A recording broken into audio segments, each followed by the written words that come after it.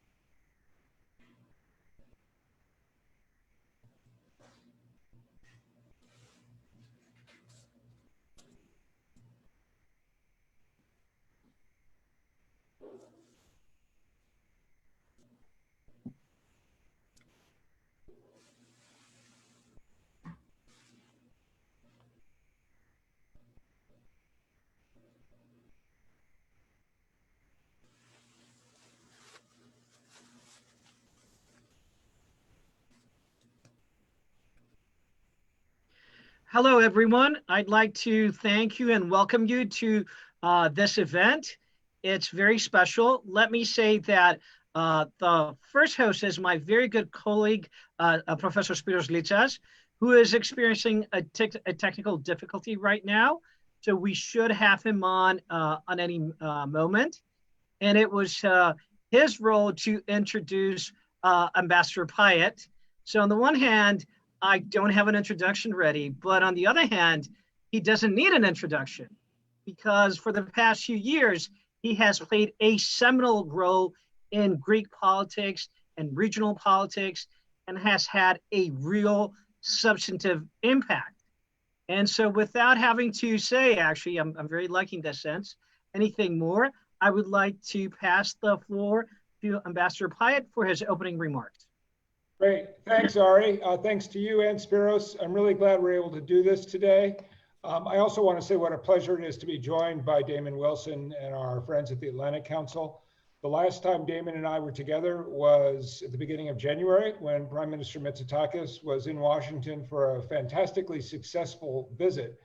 And I think everybody who heard him speak at the Atlantic Council that morning in January understands why we are so enthusiastic about the prospects for further deepening an already very important strategic relationship between Greece and the United States. I think the only thing we got wrong on that January morning is I don't think anybody mentioned the coronavirus, which is just a reminder of how fast our world has changed over the past few months. What I will say by way of introduction is, first of all, how proud I am of the way that the United States and Greece have worked together through this unprecedented crisis. Right off the bat, our technology companies stepped forward.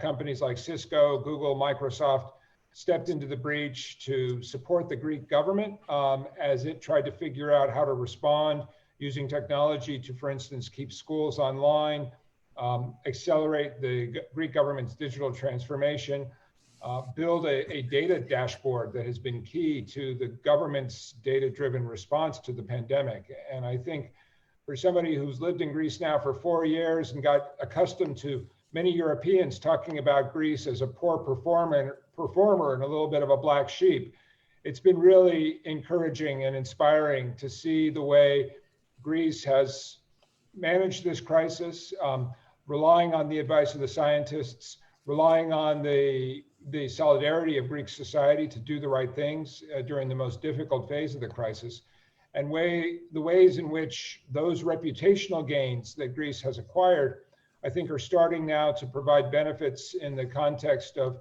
the government's #1 challenge today, with the health emergency for now resolved, a real focus on how to see that Greece returns quickly to growth.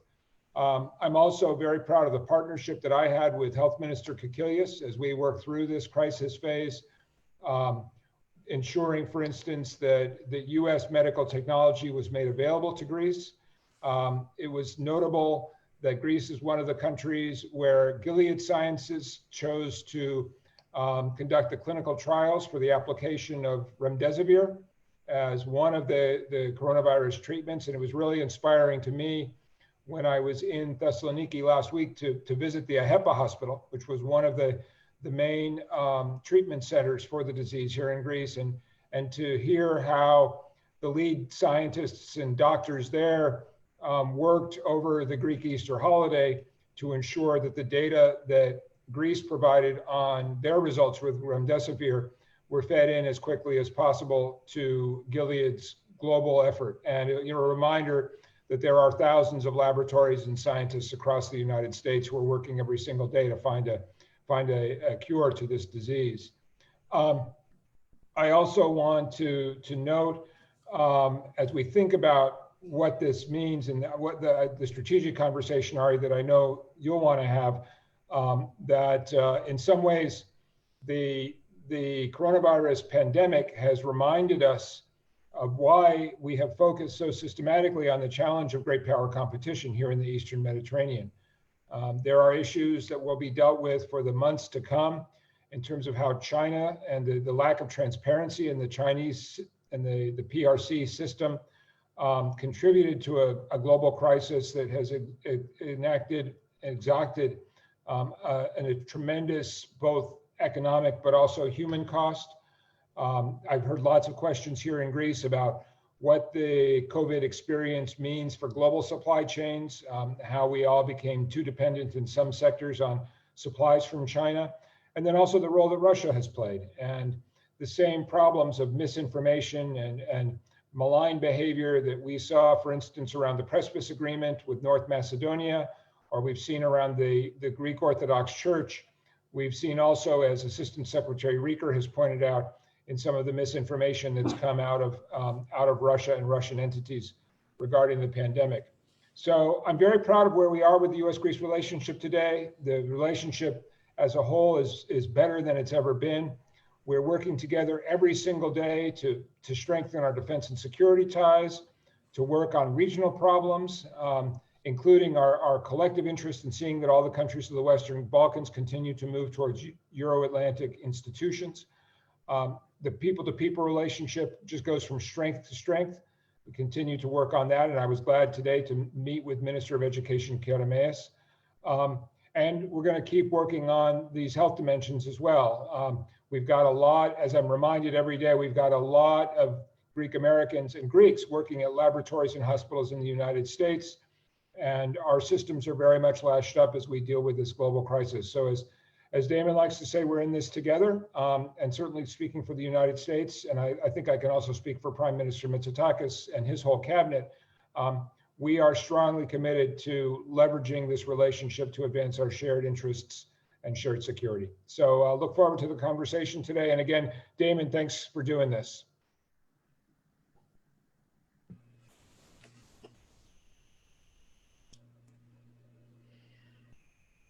It is now my pleasure to introduce Damon Wilson. Damon Wilson is the Executive Vice President of the famed Atlantic Council. And when you hear Executive Vice President, you usually think okay, this is a very important bureaucratic administrative position, which it is, but he also has a what is called in their website, he's a thought leader. In other words, it's not just administration. He thinks hard about what the Atlantic Council is going to be talking and doing. And without any doubt, the Atlantic Council does have an impact in how things work in DC and beyond. From 2007 to 2009, he served as special assistant to the President of the United States and senior director for European affairs at the National Security Council. I can't do the whole CV, it's very long and very distinguished. I will mention that before that, he served at the US Embassy in Baghdad. That must have been fun. And prior to that, again, at the National Security Council. Damon has an advanced degree from Princeton University, from the Woodrow Wilson School for Public and International Affairs. It is my understanding that it's being renamed. Just the school is just an indication of how much change is taking place in the past few months. Let me say that first time I got to see Damon Wilson at his full powers was this January in DC when he interviewed the Greek Prime Minister. And if you really want to understand a little bit about his style, his charm, his method, I would highly recommend that you do a little test, that you compare the interview at Brookings of the Greek Prime Minister, which is fine, not a dig there, and the one at the Atlantic Council. And that will tell you, I mean, the Greek Prime Minister stayed on message, but you can understand a lot about Damon Wilson and his style. Let me also say that a few days ago, we had a preparatory meeting. And I said, listen, some of our students asked tough questions. And I'm paraphrasing here, but his response was, bring them on. So in a polite manner, but bring them on. We'll have some fun with Q&A. And Mr. Damon Wilson, the floor is all yours. Terrific. Thank you so much, Professor Siampiris, Ari, for that kind introduction. It's such a pleasure to be joining all of you and all of students, in particular at the University of Piraeus, the University of Macedonia, Athens, Thessaloniki, two of my two favorite cities. Athens, one of my favorite countries, and one of the pains of the situation right now is that we're having to do this remote rather than in person in Greece, but we will be back to continue. Let me just start with the first thank you. Thank you to Ambassador Jeff Pyatt and the US Embassy for putting this on together with Meridian International Center, which does a great job of promoting dialogue with Americans and our allies and partners. And in particular for Ambassador Pyatt, who is one of just America's finest diplomats. I'm so proud of how he represents American interests in Greece and how he is a voice for the US-Greek relationship back here in the United States. He's one of our most effective ambassadors and someone I count as a colleague and a friend. It's an honor to join him today. And thank you. It was true that January we hosted Prime Minister Mitsotakis for really an important conversation. We've been trying at the Atlantic Council to put a spotlight on the reality that US-Greek relations are at a historic high point. But there's more that can be done, particularly as Greece was opening back up for business. And now we see the trauma of this pandemic. It does show that good leadership in Greece. Prime Minister Mitsotakis and his team have done a remarkable job of helping to navigate a very difficult situation. And we have a few things to learn from you now. So with that, I'm going to speak a little bit today about transatlantic cooperation on COVID-19 pandemic. And hopefully we'll have a chance to get into the US-Greek relationship, things about the Eastern Med, perhaps more in the Q&A, because it's a set of issues that I'm passionate about and that I believe the United States and Greece have a lot of common interests and a pretty heavy agenda moving forward. But the purpose of this conversation, I want to start off with thinking through, we're in a really tough patch right now globally. And in this crisis, rather than be on our back foot, how can we look ahead and think about what really matters and mobilize for what we're calling for at the Atlantic Council, a more coordinated global strategy led by the great democracies for shaping the post-COVID-19 world. Shaping the post-COVID-19 world, that sounds like it's pretty audacious, if you will. And it sounds pretty audacious, especially given the situation in the United States today, which isn't great. And so I want to approach this conversation with a degree of humility. humility from someone who comes from a country that's been through its own rough patch and the legacy of a great recession that hit our country hard, the backlash against continuing conflicts, our own shock of this pandemic in our own country, which has produced real economic challenges, exposed real racial injustices. And this is against the backdrop of political polarization and a really important election this fall. And so I want to begin this conversation with a little bit of self-reflection on how we can think big about coming out of this COVID crisis at a time when we feel that we're still on our back foot. And it's in part because I think about the underpinnings, and we've been doing this a lot at the Atlantic Council, the underpinnings of American foreign policy. And they're really linked. America's renewal at home is often continuously linked to its role in the world. Even we've just come off our July 4th holidays, and I went back and read a speech of Frederick Douglass, a famous abolitionist, who in that speech explaining July 4th at a time when slavery existed in our country, and he said that the end of tyranny, he called for the end of tyranny both at home and abroad, and pointed to the fact that as ideas spread globally, it was putting pressure on the United States to continue to accelerate reforms and be true to the principles that were represented in the Declaration of Independence. That intrinsic link between domestic and foreign was a part of our debate then. The devastation of World War II is what produced the backlash in the United States, which renewed our country. It was the horrors of the Holocaust, which helps us come to terms with our injustices during a period of segregation, fueled change in this country. When we realized the contradictions of repression at home, when we were really challenging the repression in the Eastern Bloc and the Soviet bloc, Dean Acheson, one of the founders of the Atlantic Council, really put a spotlight on this, arguing very eloquently in the 50s that the continuance of racial discrimination in the United States jeopardized the effective maintenance of American moral leadership of the free and democratic nations of the world. This was the rationale that President Eisenhower used in enforcing integrated schools in our system, pointing to the importance of American moral leadership of free nations. So why do I say all this? Because right now people are wondering, how can the United States think about a bigger strategy, a future with our allies when we're struggling at home? And I think it's precisely because we have a system in this country that is built on normal citizens that possess agency over their own selves and fellow citizens, that we have the ability to self-correct, the ability to tackle the challenges in our own society. And perhaps we're in some degree of moment of reckoning, we'll see. But if we succeed here, it has huge implications globally. Our adversaries know what's at stake. This is why we've seen our adversaries try to undermine our elections in the United States. We've seen Russia meddling here, information warfare. It's why we see Russia so worried about what's happening in Ukraine, or China so worried about what's happening in Hong Kong.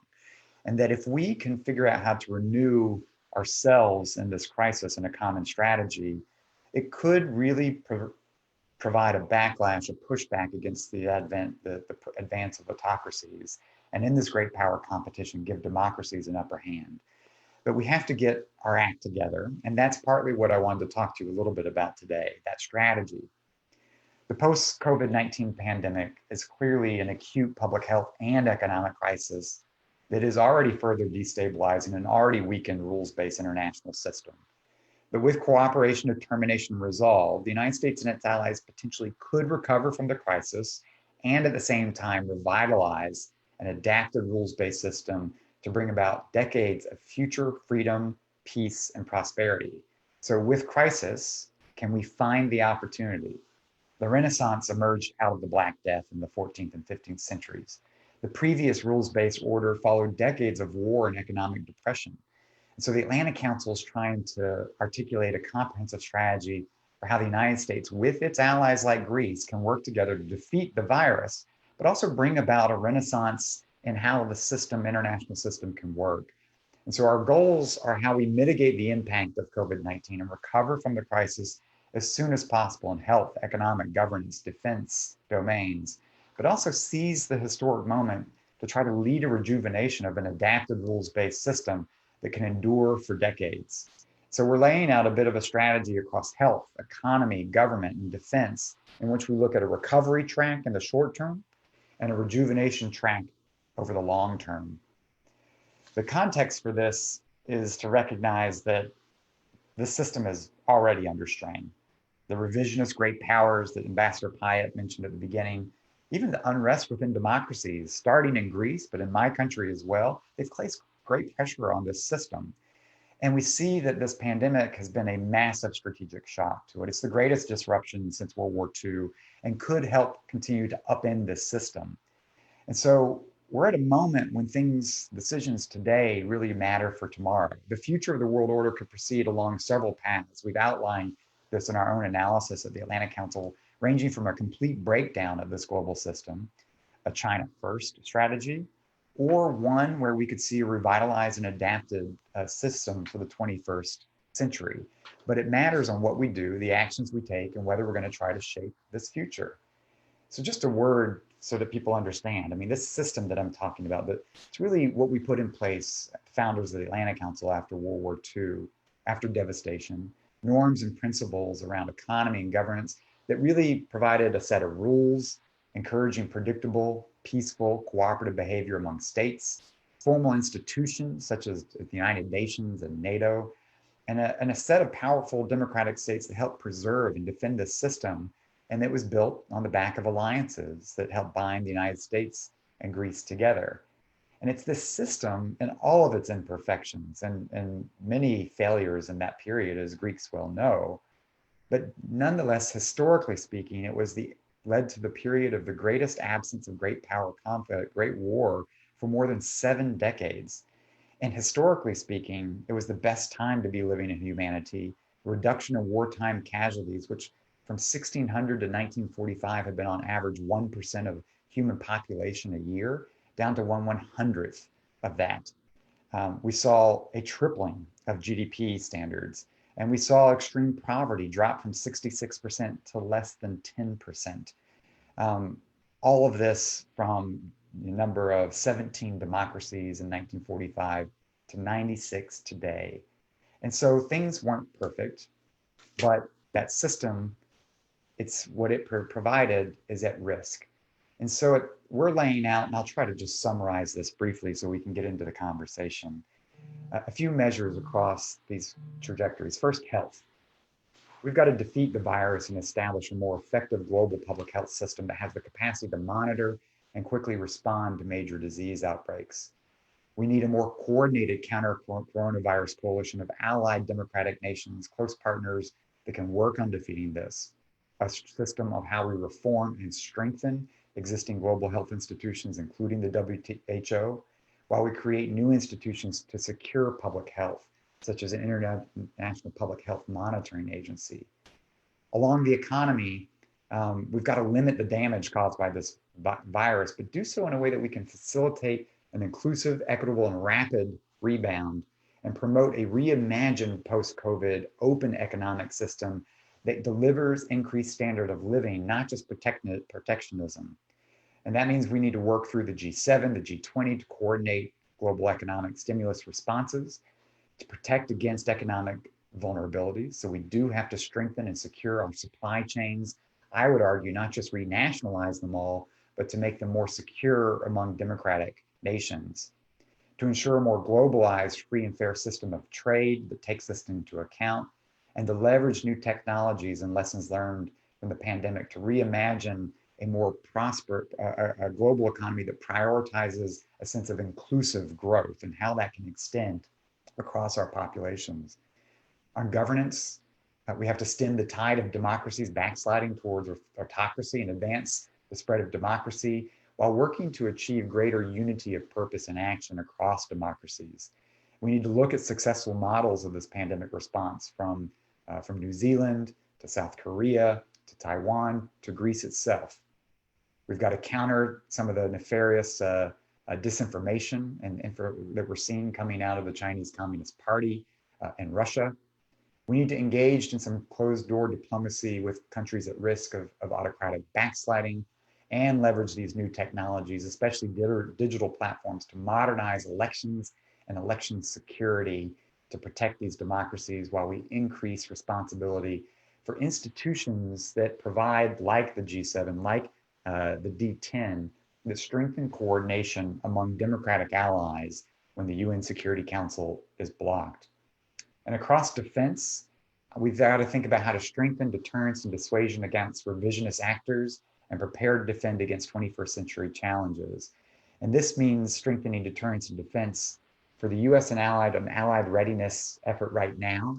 It's required some shows of force from the South China Sea to on the eastern flank of the alliance to ensure that this time isn't taken, that adversaries don't take advantage of this time.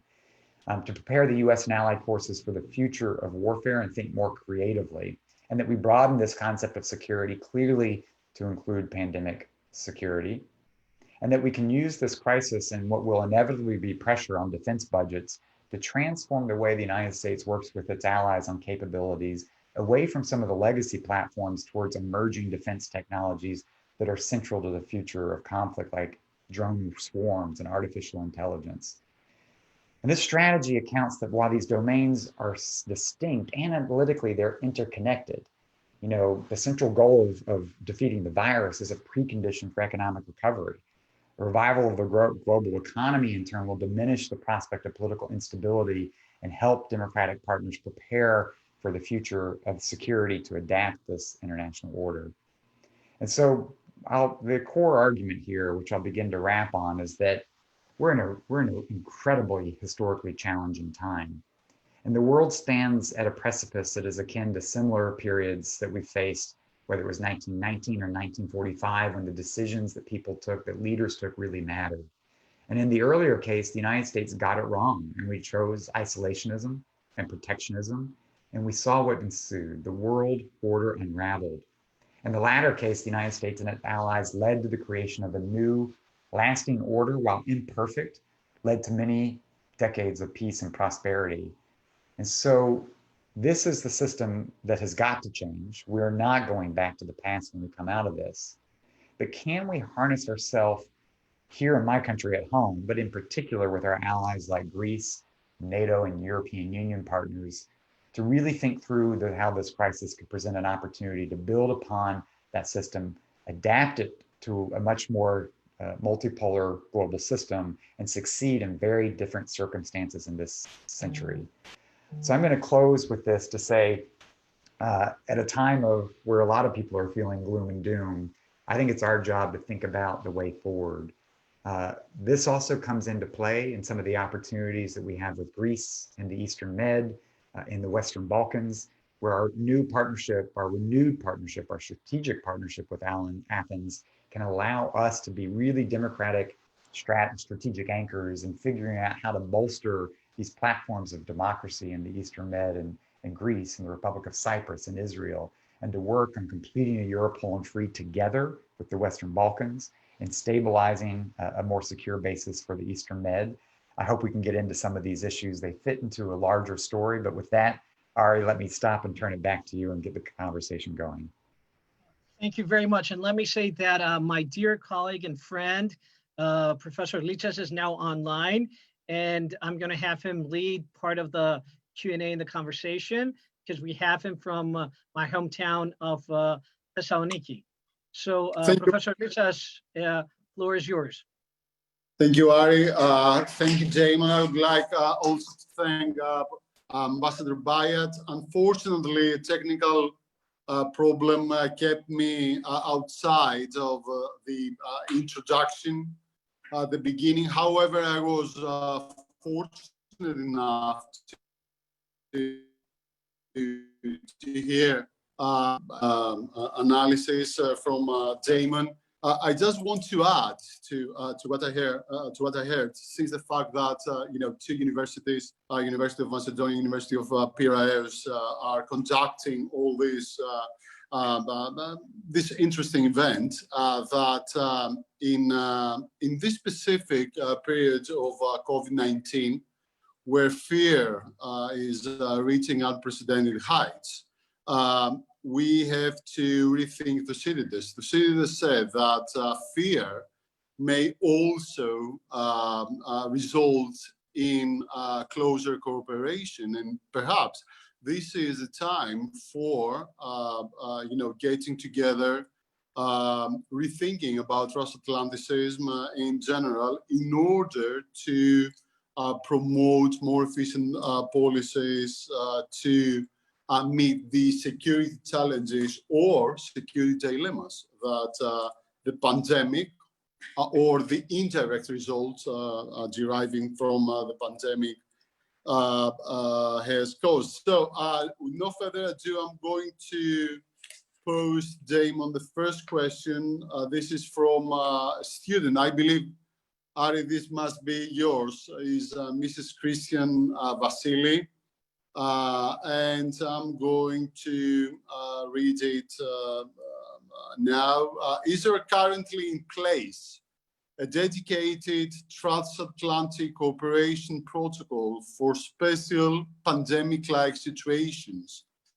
If so, who is responsible for inserting the lessons learned from COVID-19? And to be frank with all of you, this reminds me of Henry Kissinger's question: if I want to speak with the European Union, who should I phone to?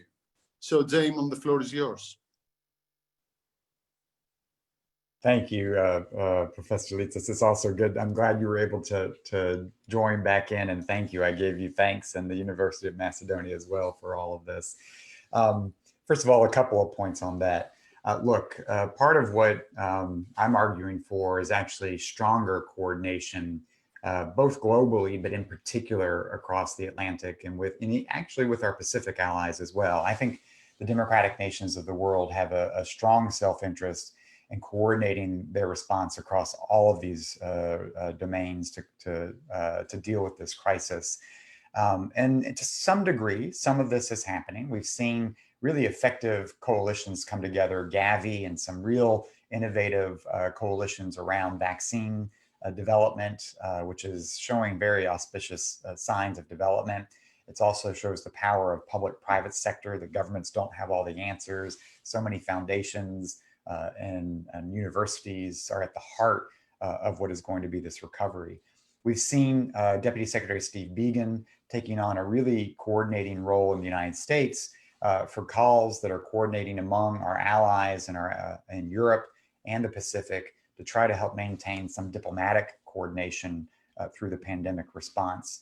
And we've seen an uptick in the US-EU dialogue. I've been pleased to see Secretary Pompeo stepping that up with the EU High Representative Borrell as a more structured US-EU dialogue, both about how to come out of the pandemic and in a related way, how to deal and address with the common challenge of China. That said, I don't think it's enough. I think there needs to be an intentional strategy among democracies to help recover in a comprehensive way. Part of what the Atlantic Council and what I've just been arguing for is to understand the interconnected nature of this so that, yes, there's a health crisis we have to manage. There's also an economic crisis where we've seen an underutilization of the G20 in coordinating the economic recovery. And I would argue, as the Brits and others have recently argued, an expansion of the G7 to include some of our other allies, Pacific allies, India, in a way that brings democracies to the heart of that type of coordination. But at the same time, on your question, you mentioned Henry Kissinger, who we recently hosted the Atlantic Council, and he's warning now something that we've been warning about the Atlantic Council is what could flow from a transatlantic decoupling. And I think we have to keep that front and center. There are many differences that provide some tensions across the Atlantic and between the European Union and the United States. But ultimately, in a strategic context, we're seeing a real challenge of whether free societies or autocratic societies based on corruption are going to dominate the future. And we have an overwhelmingly invested stake in ensuring that free societies can offer the best pathway for individual freedoms and dignity, as well as a pathway to prosperity for their people. We are in this struggle together. And I think that's where, in talking to Henry Kissinger as he met with our board recently, to argue we've got to step up how we actually stay synchronized and coordinate on this big strategy as we figure out how to deal with China in a comprehensive way. And so that means we can't be picky. That means we've got to be savvy about our diplomacy. It's not who's on the other line to pick up the phone. We understand the European Union is a complex entity, and that's okay. We know that to get things done, we need to be talking to capitals. We absolutely should be having conversations with Prime Minister Mitsotakis, with the foreign minister as well as with officials across European capitals and the European Union itself. That's a layer of complexity, and we can manage that. That said, we've got to drive it towards a more coordinated approach. So I'll stop with that. Thank you very much. Let me say that you mentioned the Renaissance, and it reminded me of what I considered perhaps the greatest Italian novel of the 20th century, The Leopard, Il Gattopardo. Great movie by Visconti, if anyone is cinephile here. And in that book, I mean, we still read books, the protagonist says, his name is Tancredi, for things to remain the same, everything must change. And I was reminded of that because if we want to have a rules-based liberal system that is stable, it looks like post-COVID, a lot of things have to change. So let me go now to the next question. They're related, so let me just do them. It's about Turkey and Cyprus. The Turkey question. Given COVID and the need for a post-COVID system, how concerned are you about Turkey's continued weaponization of migrants and refugees and threats to send them streaming into Greece? With what we know now, we're in Turkey's provocations at Evros, not only a geopolitical crisis, but a public health crisis as well. And then we have a question from Los Angeles from Professor Max Nikias, former president of USC. He's, again, it's COVID in Cyprus. My question is, what are the plans that you're aware of to distribute COVID-19 vaccines in the future to other nations such as Greece and Cyprus? So one is more health related, the other is more geopolitical. And you said, bring him on. Terrific. Thank you. Thank you, Ari. And I'm eager for all the questions. These are terrific questions. I will caveat with this that I do not claim to be a public health expert. So I'm more of a strategist coming out of the National Security Council. So let me take a stab at this from that perspective and may have to pass on some of the deep health issues where I wouldn't want to lead people astray on areas that I'm not an expert. But thank you for the question about Turkey. I think this is one of the most challenging issues because fundamentally, we've seen a real set of challenges in Turkey as Turkey has evolved under President Erdogan in a way that raises concerns about what's happening domestically in the country and its role within the NATO alliance. We've also seen a Turkey that's been under extraordinary duress, playing home, having to host millions of refugees from a devastating crisis in Syria, and has extraordinary pressure been put on it by regional developments. So the United States and Greece come at this because we share very much common strategic interests, and that we've got a goal on how do we keep Turkey in the strategic West. It is a problem of enormous proportions for Greece if Turkey steps away and continues to distance itself from the strategic West and finds itself hedging or weighing or balancing between Russia or China. No, this is a problem for our interests. We want to stay, I recognize that we're in a common alliance together. Even though we've had a tortured relationship, a difficult relationship between Greece and Turkey, imagine what the Cold War would have looked like if they had both, if Turkey had been outside the NATO alliance. It could have been even more dangerous. And so the weaponization of people, of refugees and migrants, is something that on humanitarian and moral grounds, I think we need to stand firm and argue against.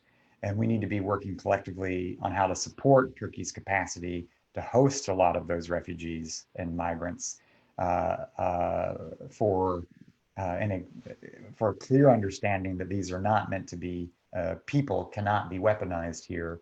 And to face the very real truth that this is the migration challenges that Greece and the whole Balkans and the European Union faced a few years ago is a massive public health challenge in the time of COVID. And we have a strategic interest in helping to prevent that kind of movement and mitigate that kind of movement.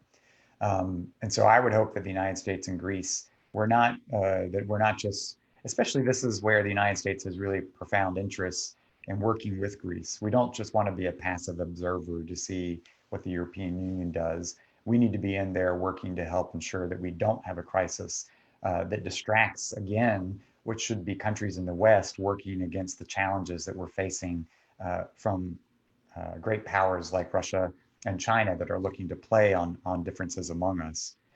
I'm less I'm less confident in how to lay out the strategy of vaccines.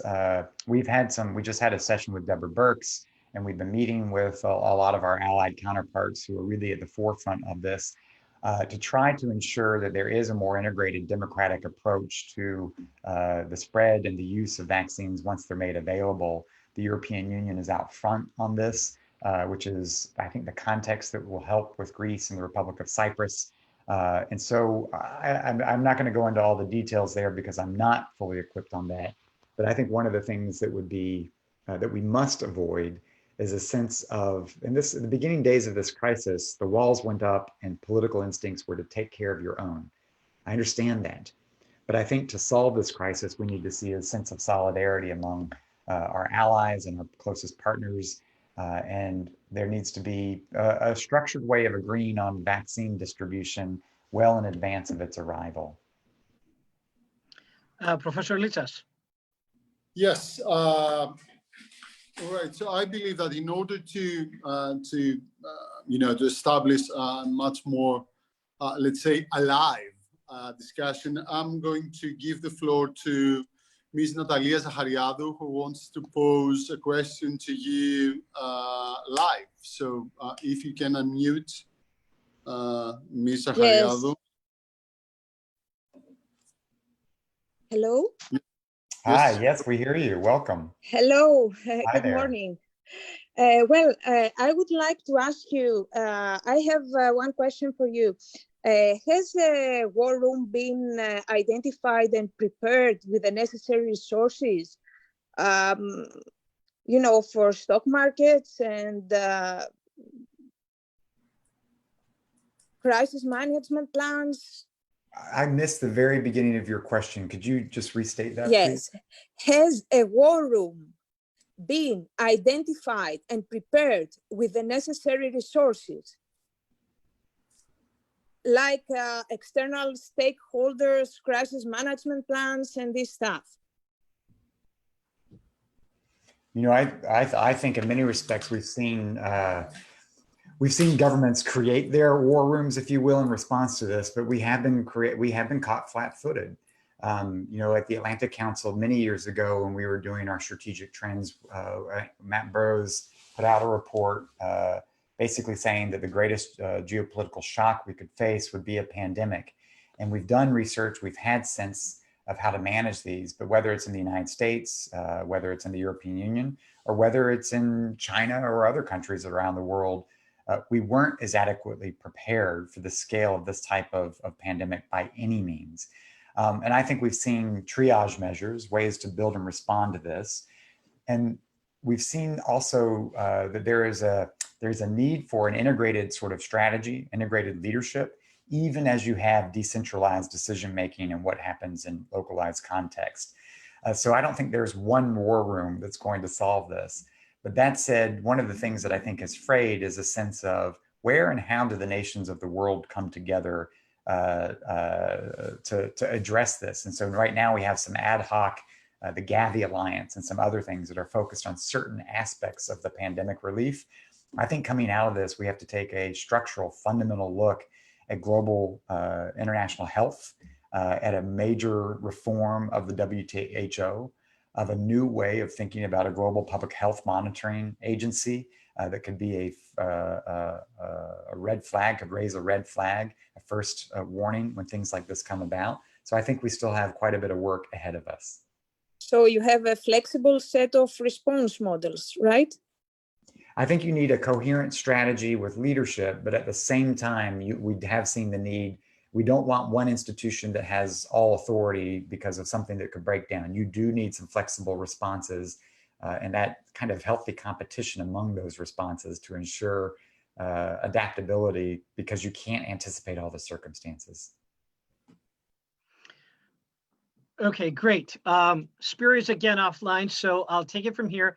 I have a question that is exactly what I want, a tough one, but a polite one. And it is addressed to both Ambassador Pyatt and Damon Wilson. So it goes like this. It's a little bit long, so I'll just do the shorter version, but the crux of it. Mr. Wilson and Ambassador Pyatt, thank you so much for hosting this today. You've referred to American moral leadership and reshaping the post-COVID world with democracies that work within and respect an international rules-based system. However, I'm wondering why the Atlantic Council and often the State Department has such a double standard when it comes to Turkey. Do you really think that the growing autocracy we see in Turkey, which is belligerent towards all of the region's democracies, is contributing to a better order and towards the rules-based system that you've highlighted? A tough one. And let me just actually, since Spiro is about to rejoin us, let me just add, if we, since this is such a huge issue in Greece and not just in Greece, if we can have some comment on developments in Hagia Sophia, and if the Atlantic Council is actually thinking about this or is going to take a position or maybe an initiative. It's a very emotive issue in Greece and the region, and I think it resonates with global Christianity. Again, tough but polite. I like that. And the floor is yours. I don't know if the ambassador wants to address the question as well. But Mr. Wilson, it's all yours. Sure, I'll take that. Look, I think it's with great regret that I saw the decision about Hagia Sophia and such a symbolic and powerful place that has represented so much for so many around the world, for so many Christians and others of faith.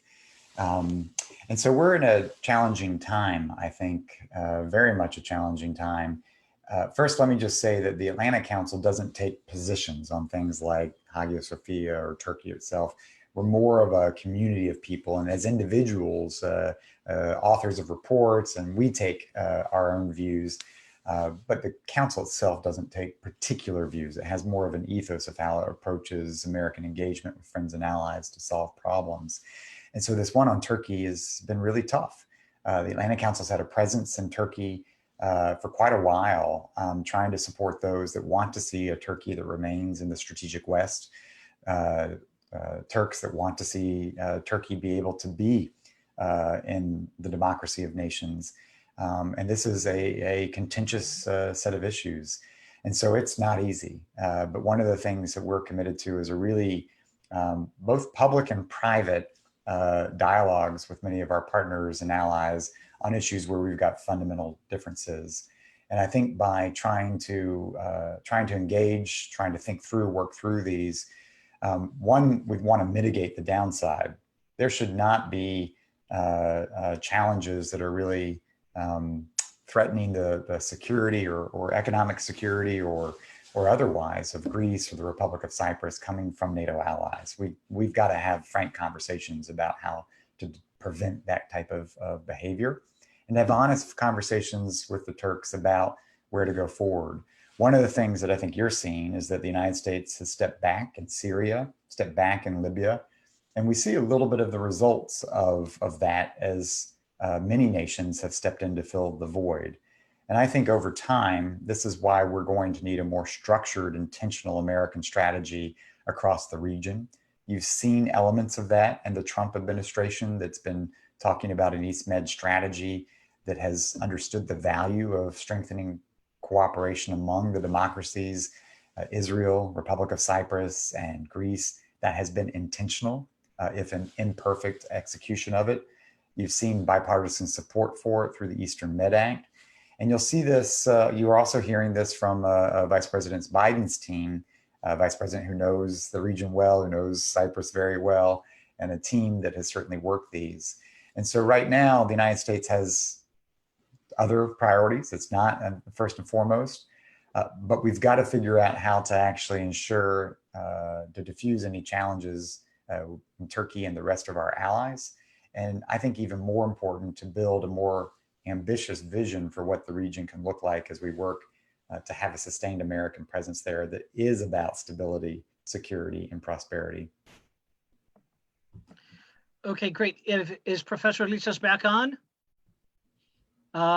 Would the Ambassador Pyatt want to respond to the question about, it's really about Turkey.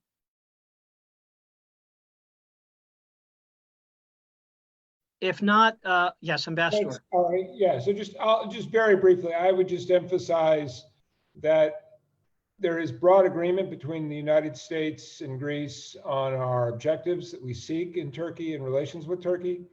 And I think everybody who works on these issues and in this region has been impressed by the seriousness that Prime Minister Mitsotakis has brought to the dialogue with Ankara. His phone call with President Erdogan a few days ago, consistent signal from Athens that Greece seeks a constructive, good neighborly relationship, including on some of the difficult issues like energy cooperation and stability in the neighborhood. As Damon said, the last thing Greece wants to see is a Turkey which becomes untethered from our Euro-Atlantic community and from Euro-Atlantic institutions. So we have some tough issues that we need to work through, but I think Prime Minister Mitsotakis' instincts have been all the right ones. Thank you very much. Professor Litzas, if you're on, you can have, since you've been on and off, you can feel free to ask the following questions, or a bunch of them. But you got to unmute. Okay, yeah, sorry about that. The problem is that I have some issues with the Q&A. I cannot see any new questions. So in order to fill the gap, I'm going to ask a question of my own to Damon. And since the fact that I cannot see any questions, in the Q&A session. So, Damon, a question that I really want to ask is the following. In order to have an efficient transatlantic future, first, it's of paramount importance to have a so-called deeper Europe. So do you think that there is a cooperation about that, about the future of the European Union at the moment between Brussels and Washington? If no, what's the reason behind that? Spears, I'm sorry, I had trouble catching all of that. Just can you rephrase that real quick? I really didn't catch that. In order to have an efficient transatlantic cooperation first, I strongly believe that we have to have a so-called deeper Europe. So Sure, right. Is there a cooperation at the moment between Washington and Brussels? If yes, can you share some infos about that? If no, what's the reason behind that? Sure. I mean, I have all along believed that a stronger Europe is so much in the interest of the United States. A stronger Europe is going to be a better partner of the United States. What I'm really concerned about is I'm not worried about a deeper Europe. I'm worried about a Europe that looks at the United States and says, well, perhaps we need to hedge between China and the United States. That doesn't work. And that's what makes Americans concerned sometimes about the conversation. On the one hand, there's a real sense of strong support across the bipartisan basis in the United States that Europe needs to take on more responsibility, to take ownership of some of its affairs. That's some of the perspective as you look at the Western Balkans or Eastern Med, that increasingly shouldn't the EU play really the leading role there, and respect for that. And I think many Europeans want that. But with that comes that sense of responsibility and a sense that we're in this together. And that's where I find a little bit of worrying, some of the rhetorical disconnect coming from sometimes the United States, sometimes from the European Union, is that a recognition that the real challenge we're facing is how to live in a fundamentally different world. As Ara said, we're not going back. There's no status quo. It will be a dramatically changed world in which China plays a fundamentally bigger role. And the United States and Europe need to be together and understanding how to have a common strategy of both cooperation and competition with China. And that's where I think we can come together as Europe deepens, that it does so not in reaction to the United States, but it does so that it can be its own decision maker and a stronger partner of the United States working on challenges that we share, whether it's in the Eastern Med or with China. And I think that's the framework that resonates with many Americans. we're not talking enough. We haven't got enough of I think, a structured dialogue to make sure that we're understanding of that and we're supportive of that. But I hope that that is improving. Thank you very much. Spiro is beset by technical difficulties. So let me just take 2 minutes and lump together a few questions as we try to maybe copy paste some questions to Spiro so he can ask them. So very quickly, is France seeing something in the region that the West is not, the region being the East Med?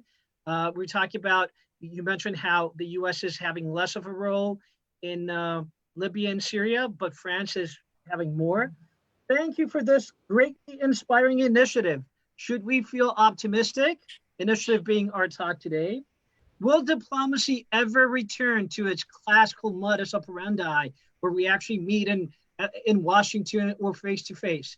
I've got a special question by Andy Zemanides, the executive director of the Hellenic American Leadership Council. I'll read this out. I agree about the challenges posed by Russia and China in the region, challenges that were addressed by the Eastern Mediterranean Security and Energy Cooperation Act. But since there was references to the bipartisan supporters of the act, they've also criticized the failure to impose CAATSA. CAATSA must be the Countering American Adversaries Through Sanctions Act. Did I get it correct? That's right. Okay, good for me. To impose CAATSA sanctions on Turkey. How do we keep everybody on board on a Western strategy when there are no consequences for rogue states like behavior out of Ankara? Do you think CAATSA sanctions should be imposed? So I did a little tour of questions, and apologies, Eva, if I actually abridged some of them. Terrific. Thank you. Great questions there. I'll try to go through them relatively quickly to do justice and allow for conversation. I'm delighted that the French are seeing their interest in the region, are stepping up in their engagement. As an American watching the Mediterranean and watching the Eastern Med in particular, sometimes I wondered why the French, the Italians weren't more active, why there wasn't a more coherent European strategy.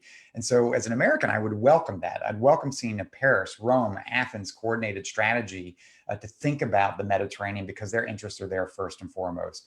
That said, I would say, while there are countervailing pressures in Washington, it would be short-sighted to count the United States out of thinking about the region. Just think about it, that on the one hand, Americans want to see more European responsibility. The US has become more energy sufficient itself. That the United States has taken a step back from the conflicts in Syria and Libya, given our experiences in Iraq and Afghanistan. An administration that didn't want to own a lot of the fighting and combat on that. But at the same time, you see a historic East Med Act passed. You see the ability for our power projection, whether it be from Suda Bay or other areas, really unparalleled in the region. You see an overseas finance corporation, DFC, looking to invest to support American investment there. And you see our commitment to energy diversification strategy with Greece as an anchor of that. And you've seen really increased security cooperation between the United States and not just Greece, but particularly Cyprus as well. So it's short-sighted to count the United States out. Just don't think the United States leads with all the answers here. But I think we will have a coherent strategy. I prefer we see one that is Washington with its European allies in the region. Second, I don't want to be Pollyannish. I'm really deeply concerned about the world today, the state of democracies, the state of the transatlantic relationship. We're warning against a transatlantic decoupling. We're warning against ending up with a United States that won't lead and a European Union that hedges with China. So I'm not Pollyannish. I'm actually quite concerned. But I'm optimistic because I believe in the agency and the power of our systems to both self-correct and that we have control over our futures. And that's the beauty of democracies, that if we can face real difficult issues, we have the chance to get it right. In 1919, my country got it wrong and the world paid a price. In 1945, more or less, we got it right and it set off a remarkable chain. I don't think we're on the right track today, but I think we're really grappling as a people, we're grappling through these ideas, and I'm hoping that we come out of this so that we do get this right. And that's why I'm worried in the short term. I'm more optimistic in the medium to long term. Look, as Aris said, we're not all going back classical diplomacy. Diplomacy always matters. Jeff Pyatt's at the forefront of it. But things aren't going back, whether it's technology, whether it's diversification of actors out there.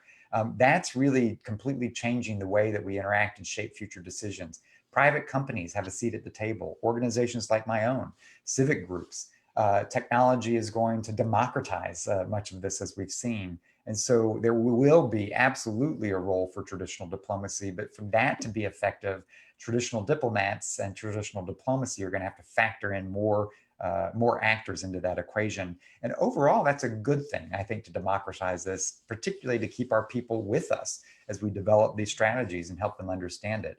And finally, the East Med Act. I'm torn on issues like CATSA because I really do believe that sanctioning some of Russia's and China's actions are important. What concerns me at times is that I'd rather these sanctions efforts be undertaken with our allies and that we not be targeting our allies. I think American strategy needs to work with our allies to develop how we're going to counter China and Russia together. And so when it's uncoordinated in a way, what I don't want to see is American actions just blaming our allies sometimes for action. That said, in Turkey, we have very serious issues over the S-400. It is not acceptable to have that system deployed inside a NATO ally. We managed through the S-300 in Greece, and it's prickly right now. It's sensitive. There are negotiations, and I think sanctions are still very much still on the table as we work through convincing our allies, convincing Turkey not to deploy this system. Okay, thank you very much, Professor Litzas. Yeah, thank you. Thank you, Damon. I'm going to pose a question from Petros Kazakidis. Petros Kazakidis is a postgraduate student at the University of Macedonia. Do you think that COVID-19 will affect the operation of American or NATO armed forces worldwide? And if yes, what do you think will be the main consequences at the strategic level out of this? It's a great question. I think it will have profound implications. If you are an adversary of anyone and you look at the effect that we've just experienced with something like this pandemic, it's pretty scary to think about the weaponization of this on the biospace. This one speaks to our diplomacy and the real need to have a rules-based international system where we can continue to create norms that no matter whether we agree or disagree on politics, that we create norms of the unacceptability of biological and chemical weapons. One of the consequences of degrading that rules-based order is that making it easier for bad actors to turn to those the weaponization of viruses and biological weapons. That's a scary, scary thing to think about. And I think that should step up our diplomacy because that's what is first and foremost in the minds of many in our armed defense. Second, while you're on our armed forces. Second, you're seeing as well the U.S. be very intentional to show that despite having outbreaks among soldiers or on ships, very intentional about what we're doing in the South China Sea to show that we will not be vulnerable by creating a vacuum right now that could lead a President Putin to miscalculate, a President Xi to miscalculate, and to think that they could get away with something right now because of the distraction. So this has both short-term and long-term consequences. And I think we have to be able to show that NATO militaries can operate effectively in dangerous health environments like a pandemic.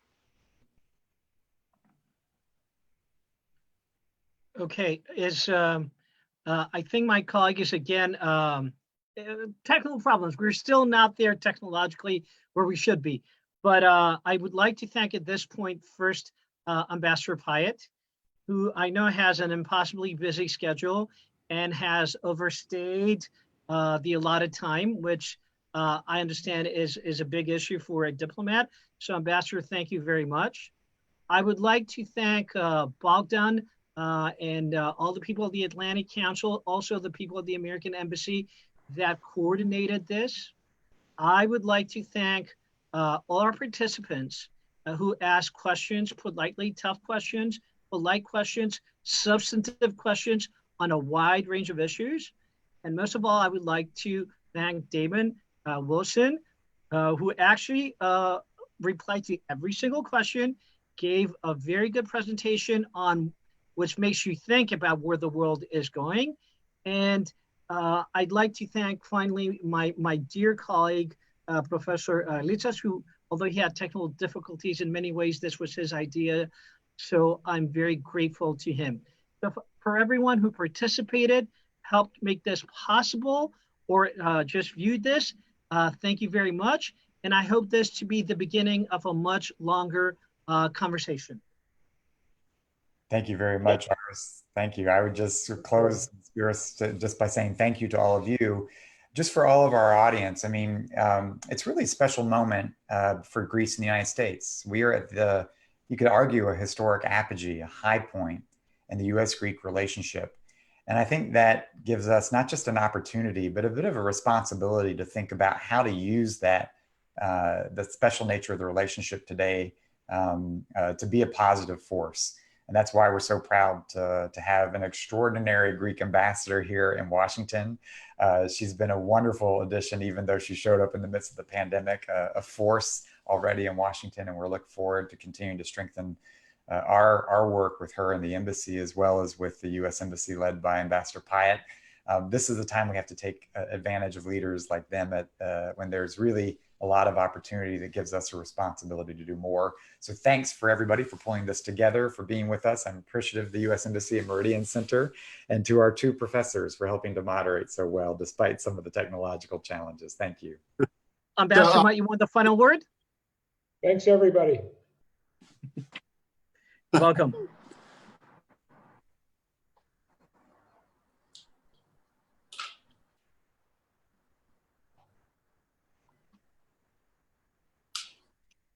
Okay, are we offline?